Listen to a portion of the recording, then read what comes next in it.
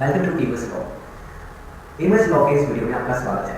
यह video UGC NET JRF exam के बारे में आपको एक ओवरव्यू देने के लिए बनाया गया है। आइए स्टार्ट करते हैं। UGC NET exam basically NT के द्वारा कंडक्ट किया जाता है और ये साल में 2 बार कंडक्ट किया जाता है। ये जनरली जून और दिसंबर मंथ्स में कंडक्ट किया जाता है। अब सबसे इंपॉर्टेंट क्वेश्चन जो किसी भी स्टूडेंट के मन में होता है कि इस एग्जाम को अपियर करने के लिए क्या क्वालिफिकेशन की जरूरत है। तो सिर्फ एक ही बेसिक क्वालिफिकेशन की जरूरत है कि आपका मास्टर्स डिग्री के अंदर, आपका पोस्ट ग्रेजुएशन के अंदर, आपके रिलेवेंट सब्जेक्ट के अंदर आपका 55% मार्क्स होना चाहिए। अभी 55 मार्क्स का जो क्राइटेरिया है वो जनरल कैटेगरी के लिए है। अदर रिजर्व कैटेगरीज जैसे कि ओबीसी, एससी, एसटी के लिए जो पासिंग मार्क्स का क्राइटेरिया है वो डिफरेंट है। अब दूसरा क्वेश्चन किसी भी एस्पिरेंट के मन में आता है कि क्या इस एग्जाम की कोई एज लिमिट है? जी नहीं, इस एग्जाम में अपियर होने के लिए कोई भी एज लिमिट नहीं है। भले ही आप 50 साल के हो, 60 साल के हो, 30 साल के हो, हर व्यक्ति इस एग्जाम को देने के लिए एलिजिबल है। अब जब हम इस एग्जाम के बारे में बात करते हैं तो हम ये बात करेंगे कि एग्जाम का पूरा नाम जो है वो यूजीसी नेट जेआरएफ है। अब जेआरएफ क्या है? बेसिकली जेआरएफ जो है वो आपका स्टाइपेंड है या ग्रांट है जो कि आपको आपकी गवर्नमेंट प्रोवाइड करती है फॉर कंडक्टिंग द रिसर्च। तो बेसिकली जेआरएफ का मीनिंग जो है वो जूनियर रिसर्च फेलोशिप है और इसके अंदर आपको स्टाइपेंड मिलता है, बेसिकली ग्रांट मिलता है क्या करने के लिए? रिसर्च वर्क कंडक्ट करने के लिए। तो जेआरएफ के लिए एक एज लिमिट दी गई है जो कि 30 साल है। तो कोई भी individual who is of 30 years of age और below 30 years of age is eligible to apply for JRF. अब जेआरएफ का जो कट ऑफ जो होता है वो स्लाइटली हायर होता है और बहुत ही कम लोगों को जेआरएफ अवॉर्ड की जाती है। चलिए आगे बढ़ते हैं। अब इस एग्जाम में अपियर होने के या इसको क्वालिफाई करने के बाद आपको क्या फायदा है, क्या बेनिफिट्स होंगे? तो सबसे पहला बेनिफिट ये है कि आप जब भी यूजीसी नेट एग्जाम क्लियर कर लेते हैं तो आप असिस्टेंट प्रोफेसर के लिए एलिजिबल हो जाते हैं। आप यूनिवर्सिटीज के अंदर, कॉलेजेस के अंदर जहां पर भी आपके रिलेवेंट सब्जेक्ट फील्ड के लिए वैकेंसीज निकली है उसके लिए आप अपियर हो सकते हैं और आप उस पर्टिकुलर इंटरव्यू के लिए बैठ सकते हैं। अब इसके बाद हर एक्सपीरियंस के लिए जो पर्टिकुलर नोटिफिकेशन 2021 के अंदर आया है उसको जानना जरूरी है। अब उस नोटिफिकेशन में ये कहा गया है कि यूजीसी नेट एग्जाम जो है अब क्या है, प्री रिक्विजिट हो जाएगा किसी भी पीएचडी को परस्यू करने के लिए। मतलब अगर आपको पीएचडी परस्यू करनी है किसी भी सेंट्रल यूनिवर्सिटी के अंदर तो आपको पहले यूजीसी नेट एग्जाम क्लियर करना पड़ेगा, फिर आप पीएचडी के लिए एलिजिबल होंगे, तब आप पीएचडी के लिए इंटरव्यू के लिए बैठ सकते हैं। तो इसलिए यूजीसी नेट एग्जाम को क्लियर करने का जो इंपॉर्टेंस है वो और ज़्यादा बढ़ गया है। अभी तक तो ये नोटिफिकेशन से सेंट्रल यूनिवर्सिटीज को अप्लाई करना है, पर ग्रेजुअली आपकी स्टेट यूनिवर्सिटीज और आपका प्राइवेट यूनिवर्सिटीज में भी ये नोटिफिकेशन जो है वो लागू होने की संभावना है। चलिए आगे बढ़ते हैं। अब इस एग्जाम का स्कीम क्या है? इस एग्जाम के अंदर क्या पैटर्न होता है, कितने क्वेश्चन पेपर्स होते हैं, क्या मार्क्स होते हैं? तो सबसे पहले इस एग्जाम के अंदर 2 पेपर होते हैं। पहला पेपर होता है पेपर 1 जो कि हर सब्जेक्ट के लिए, हर स्ट्रीम के लिए कॉमन होता है। जो भी सोशल साइंसेज की जितनी भी स्ट्रीम्स हैं उन सभी के लिए पेपर 1 जो है वो कॉमन है। और दूसरा पेपर जो है वो है आपका स्पेसिफिक सब्जेक्ट जो कि आपका रिलेवेंट सब्जेक्ट है, वो आपका पेपर 2 कॉन्स्टिट्यूट करेगा। अब ये जो पेपर्स हैं उनमें मार्किंग स्कीम क्या है?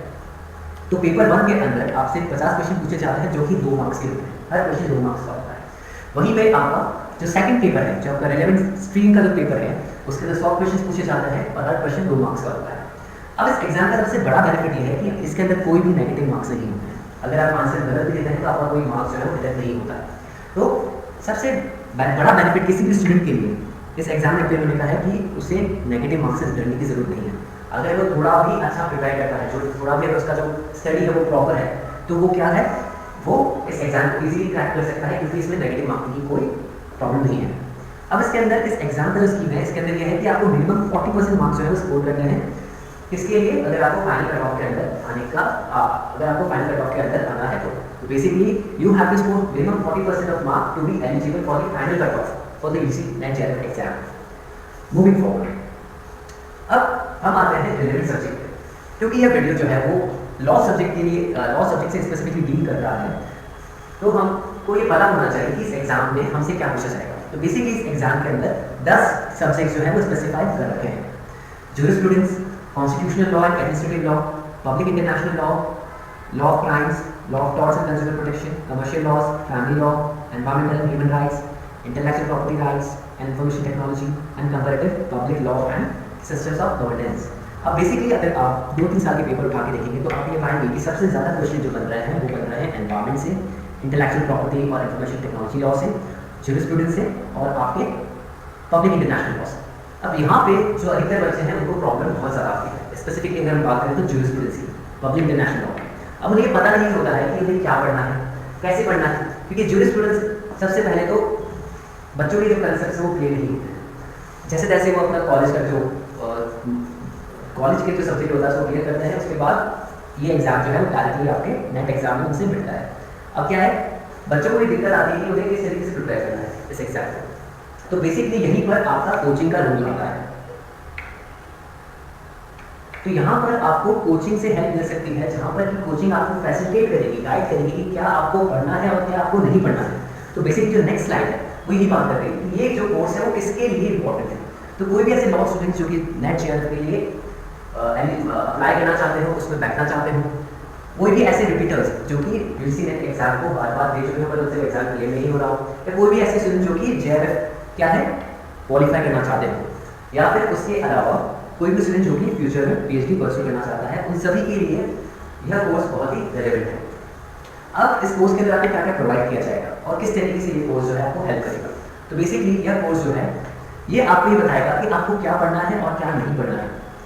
तो बेसिकली आपको किसी भी एग्जाम में अपीयर करने के लिए आपको ये पता होना चाहिए कि पढ़ने के साथ साथ आपको क्या नहीं पढ़ना है, क्योंकि हर सब्जेक्ट का जो स्कोप है बहुत ही वाइड होता है। तो आपको यह रेस्ट्रिक्ट करना होगा कि एग्जाम के हिसाब से, एग्जाम का डिमांड क्या है, उसके अकॉर्डिंग आपको आपका जो स्कोप है पढ़ने का वो डिसाइड करना पड़ेगा।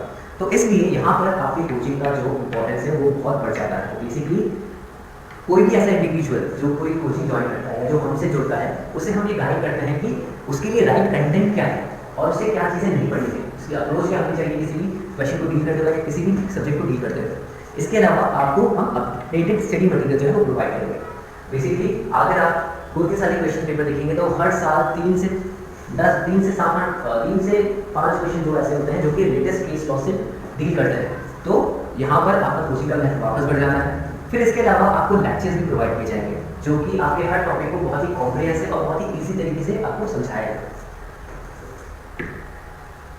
तो इसलिए आपको यह कोर्स जो है वो ज्वाइन करना चाहिए, एम्स के साथ जुड़ना चाहिए। कोई भी ऐसा एस्पिरेंट जो कि यूजीसी नेट जो है वो क्लियर करना चाहता है, जो कि रिपीटर है, उससे एग्जाम क्लियर नहीं हो रहा है, या फिर कोई भी ऐसा इंडिविजुअल जो कि जेआरएफ क्वालिफाई करना चाहता है, या कोई भी ऐसा इंडिविजुअल जो कि पीएचडी परस्यू करना चाहता है बट यूजीसी नेट के कारण क्वालिफाई नहीं करने के कारण वो ये चीज़ें नहीं कर पा रहा है, तो वो हमें ज्वाइन कर सकता है।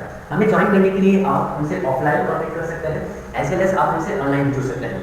आप हमारा एम्स लॉ के नाम से ऐप है जो कि गूगल प्ले स्टोर से डाउनलोड कर सकते हैं। आप हमें एफबी पे फॉलो कर सकते हैं @एम्स लॉ पे। उसके अलावा आप हमसे कांटेक्ट कर सकते हैं फॉर एनी क्वेश्चंस और एनी डाउट्स जो भी आपके मन में उठ रहे हो उसके रिगार्डिंग आप हमसे कांटेक्ट भी कर सकते हैं बाय व्हाट्सएप और बाय कॉलिंग अस।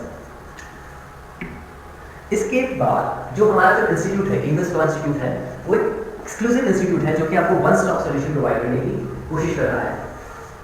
हमारे यहाँ पर apart from UGC net judicial exams की भी प्रिपरेशन कराई जाती है, जिसमें कि मोस्टली आरजेएस, जीजेएस और एमपीजीएस पे हम लोग फोकस कर रहे हैं। सेकेंडली हमारे यहाँ पे क्लैट यूजी और पीजी की कोचिंग भी प्रोवाइड की जाती है। उसके अलावा यूजीसी नेट जेआरएफ की कोचिंग, आईबीपीएस की कोचिंग, एसएबी की कोचिंग, कोई भी पीएचडी एंट्रेंस एग्जाम के लिए अगर बच्चों को गाइडेंस चाहिए तो उसके लिए भी वो प्रोवाइड करते हैं। उसके अलावा यूपीएससी के लिए भी हमारे यहाँ पे कोचिंग जो है वो चलाई जा रही है। और कोई भी ऐसा रिलेवेंट दूसरा लॉ का एग्जाम जिसमें कि स्टूडेंट को गाइडेंस की जरूरत है, हेल्प की जरूरत है, वो हमसे कॉन्टैक्ट कर सकता है, वो हमसे जुड़ सकता है। और इसके अलावा we also provide free career counselling and guidance. इसका कोई भी चार्जेस नहीं है, आप हमसे किसी भी तरीके से कभी भी हमसे कॉन्टैक्ट कर सकते हैं फॉर एनी क्वेश्चन और any doubt regarding the career कि अगर आपको समझ में नहीं आ रहा है कि आपको क्या परस्यू करना चाहिए, या अगर आपको आपके करियर के अंदर कुछ दिक्कतें आ रही है तो आप हमसे जुड़ सकते हैं और हमसे गाइडेंस ले सकते हैं। तो इसी के साथ ये वीडियो खत्म करते हैं। धन्यवाद।